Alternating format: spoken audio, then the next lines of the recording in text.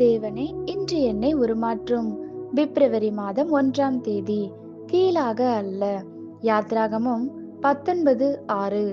நீங்கள் எனக்கு ஆசாரிய ராஜ்யமும் பரிசுத்த ஜாதியுமாய் இருப்பீர்கள். முன்னோடி என்பவர் கரடுமுரடான இடங்களை சரி செய்து தனக்கு பின் வருபவர்களுக்காக வழிபாதையை அமைத்து கொடுப்பவர். அது ஒரு உன்னதமான உயர்ந்த முயற்சியாகும். சிறிய எறும்புகள் தங்களது முன்னோடிகளை தொடர்ந்து செல்வது பார்ப்பதற்கு மிக அழகானது. மற்ற எறும்புகள் எல்லாம் முன்னல் செல்லும் எறும்பின் அதே கோடுகளில் வளைவுகளில் நின்று வளைந்து செல்கின்றன. கிறிஸ்து நாம் உலகத்திற்கு உப்பாய் இருக்கிறீர்கள் என்று நம்மை இந்த சமுதாயத்திற்கு தரத்தையும் சுவையையும் கொடுக்கிறவர்களாகவும் அதனை அழிவினின்று பாதுகாக்கிறவர்களாகவும் வைத்திருக்கிறார். நாம் உலகத்தின் வெளிச்சம் என்றால் காரிருளை அகற்றவும் தேவ அன்பினால் இந்த பூமியை வெதுவெதுப்பாக்கவும் கர்த்தருடைய சந்தோஷத்தால் ஜனங்களின் இருதயத்தை உயிர்ப்பிக்கவும் நம்மை வைத்திருக்கிறார்.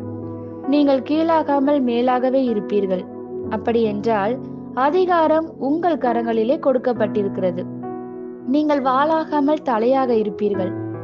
பாவம் நிறைந்த சமுதாயத்தால் நீங்கள் கரைப்படாமல் உங்களை சூழ்ந்து நிற்கிற இந்த உலகில் தேவனது பரிசுத்தத்தையும் நீதியையும் வெளிப்படுத்தி பேசி பகிர்ந்து கொண்டு மாற்றத்தை ஏற்படுத்துவீர்கள். யூதர்களின் வாழ்க்கையில் இதை காணலாம். ஆல்பர்ட் ஐன்ஸ்டீன் என்ற யூத விஞ்ஞானியின் கண்டுபிடிப்பால் தான் இன்று அணுமின் உலைகளும் அணு ஆயுதங்களும் உருவாகியுள்ளன.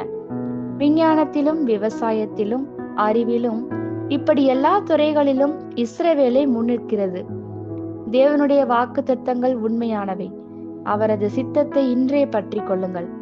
ஆசாரிய ராஜ்யமாகவும் பரிசுத்த ஜாதியாகவும் இருப்பது என்பது தேவனுக்கென பிரித்து வைக்கப்பட்ட ஜனங்களாய் வாழ்ந்தும் அவருடைய வல்லமை, அன்பு, மகிமை மற்றும் ஞானத்தை இருளிலே தொலைந்து போன உலகத்திற்கு வெளிப்படுத்துவதாகும். பெருமையடித்து வாழ்வதல்ல, ஆசீர்வாதமாக வாழ்வது. ஆமேன்.